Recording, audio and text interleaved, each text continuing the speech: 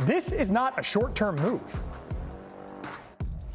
Look, he's our starting quarterback for the season. I don't want to have a quick leash on that. I feel confident in his abilities. I think consistency, operation, moving the ball, being consistent on a daily basis. I think Daniel Jones, has done that. I think, that year they went to the playoffs. He was one game away from an NFC championship game and making the right decisions. And his completion percentage, I think that keeps us on track. So that's a big part of it. Obviously, you want to see the big plays.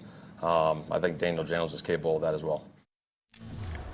Stephen Holder covers the Colts for us. You've been all over this all offseason. Heck, at the Combine, we were talking about GM Chris Ballard kind of foreshadowing this, leaning into the word competition. What ultimately led to this being the way forward, and what are the implications for both of these quarterbacks? Phil, you're right. That word competition has defined the offseason for the Colts. When the subject of quarterback comes up, they needed more out of Anthony Richardson. They thought competition would perhaps bring that out of him. And they had a very spirited competition. Ultimately, for Shane Steichen, it's a lot of the things he just outlined in that clip, which is some of the stuff that we can't see. It's not the big arm or the athleticism that we see from Anthony Richardson. It's also the management of the huddle and the small things at the line of scrimmage that maybe are intricacies to us, but very pivotal to the outcome of each and every play. So for the two players here, I think this is going to be something of a defining moment. You have Daniel Jones, who now, this is the culmination for him of a great decision, in fact. Back in March, he bet on himself to come here on a one-year deal and win this job. He has won it. And for Anthony Richardson, this leaves numerous questions. He was asked to compete. He did that. He went toe-to-toe with Daniel Jones. He lost this battle and perhaps will not play this season. That's a daunting thing to accept for a 23-year-old, one-time franchise quarterback, or thought to be a franchise quarterback. And now all eyes in Indy can shift to that Week 1 opener against the Dolphins. Colts will breathe a lot easier if Daniel Jones is cleaner out of the gates. In his career in season openers, he's just 1-4, losing the last two by a combined 68-6. Stephen, thank you. Supporting the case for Jones over Richardson. I mean, it's been a tough go for the 23-year-old among QBs with at least 15 starts. His passer rating and completion percentage both rank dead last since he was drafted. His completion percentage actually the worst of any QBs with 15 starts this millennium. And his touchdown to interception ratio ahead of only Daniel Jones in the last 2 years. How about that? Mike Tannenbaum back with us, grading the approach the Colts took to all of this. Mike, did Indy do enough to give Richardson a real shot at succeeding? I think so. When you look at their skill players, first of all, Alex Pierce led the NFL in yards per catch as a receiver. They have Michael Pittman, a big physical receiver, and obviously, Phil, a great running back in Jonathan Taylor. Look, was the offensive line perfect? No. Was the tight end situation perfect? No. But no situation is perfect, right? We saw Patrick Mahomes deal with a left guard, left tackle. The key to me was knowing that he was inexperienced. Let's pick a lane and say, hey, we are going to go until glass breaks. He is our starter. We know it was only 13 games in college, which is way less than most quarterbacks. And let's just try to get him a little bit better as we go on. So I think there was enough of supporting cast, but I think it was a lack of patience ultimately that did in Anthony Richardson. And this will now make 8 different Week 1 starters in Indy in the last 9 seasons. In probably related news, the Colts 1-13-1 in season openers since 2010. That's the worst in the NFL. Richardson, no, not the only QB with ample motivation. How about last year's #1 overall pick, Caleb Williams, trying to acclimate to life with a new head coach and new play caller? Courtney Cronin covers the Bears for us. Court, what does Williams need to prove this year in Chicago? Hey, Phil, coming off his strong preseason debut under Ben Johnson, Caleb Williams feels like he knows this offense, knows what's expected of him, and that now it's time to show results. Both Williams and Johnson acknowledge that there have been days in training camp where it feels like the quarterback took 2 steps forward and then 1 step back. And for Williams, it's keeping that growth mindset in the forefront, knowing that there are likely to be other hurdles he'll encounter in season as he aims to master this offense. And he'll get there in a number of different ways, doing things like using the cadence as a weapon, getting more comfortable playing under center, and helping the Bears become a more explosive unit. The goal, the former #1 overall pick set for himself this season and beyond, be able to handle everything Johnson expects him to.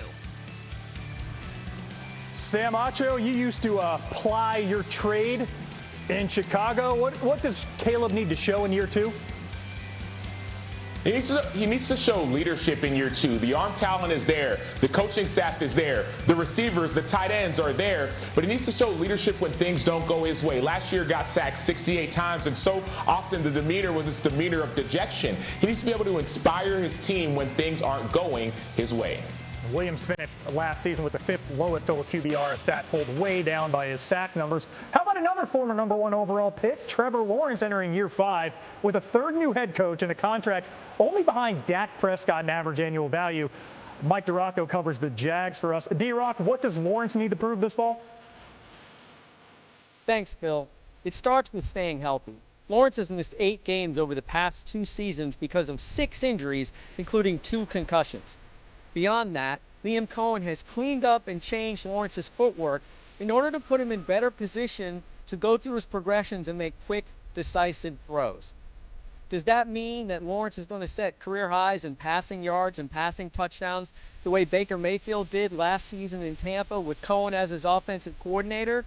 No, but it could result in the consistency that has eluded Lawrence throughout his career. So how's it going so far?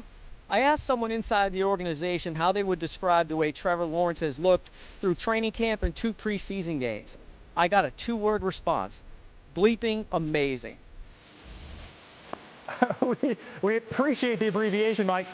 Mike T. Lawrence, just 25. Does his play get enough attention? No, it doesn't. He needs to play a lot better. Michael used one word, consistency. I'll use another one, which is fundamentals. For somebody as talented as he is, he was at the bottom of the league in completion percentage at 60%. He was 29th in completion above expectations, meaning he is not delivering the ball consistently, accurately, something that is inexcusable for somebody that is as talented as Trevor Lawrence. Before he's great, he has to be good, and that starts with the fundamentals. And you think if he were in a larger market than Jacksonville, the 22 wins and 60 starts would also get more scrutiny as well. Hey, winning games was the problem early last season for the Bengals. In fact, it's been a problem early each of the last 3 years. Joe Burrow getting more. Bengals won, but Joe Burrow, what did you take away from that game? Some good learning experiences in the couple drives that we've had. Got some fumbles out of the way, so that was good. Yeah, those are just incredibly valuable reps that usually work out those kinks in the first couple weeks of the regular season, and we've worked them out the last 2 weeks. Mike, Zach Taylor has made it known he's going to try and do something different this summer. Some more preseason snaps, perhaps. Team started 0-3, 0-2, 0-2 the last 3 seasons. Are you okay with how they've approached this preseason to try and dispel that? Yeah, for the most part, I thought it was really smart. I give Zach Taylor a lot of credit. The easy thing would have been to say, hey, we're not going to play Joe Burrow, but he did. And he got some meaningful work. Where I got a little concerned was on that last drive. T. Higgins and Jamal. That they won a lot last year, November, December, but they dug such a deep hole in September, it didn't really matter. As for that Bengals defense, rightly scrutinized last season, Coach Taylor said he was happy with the unit last night despite allowing 185 yards on the ground. I feel really excited about where our defense is at. We go against them every day. It's tough of them so far in these 2 games. So those are things that we don't want and we can avoid, and whatever the call is, we should do a better job at that. But at the same time, I know what I see every day in practice, and I'm excited about the direction of our defense. Sam Acho, linebacker fraternity, are you optimistic about what you saw on the field from the Bengals last night? No, I'm not even close to as optimistic as Zach Taylor was. So you look at what they did early on in the game, it was porous. The defense gave up huge lanes, not only down the middle, but on the outside of the defense. Poor tackling became an issue as well. I understand you have a new defensive coordinator in Al Golden who came from Notre Dame, not having Trey Hendrickson. This is the fundamentals of football. Tackling is like number 1. They're not doing it. And so for me, this could be another struggle of a season for the Cincinnati Bengals if they don't get their defense situated. They were in the bottom third of the NFL last season. Didn't look too much better last night. Well, they're still without Trey Hendrickson, and it's possible they could be without Trey Hendrickson for a while because the 2 sides continue to be in agreement on the length of a contract, on the average annual salary of the contract, but nowhere near close to an agreement on the guaranteed money in the contract.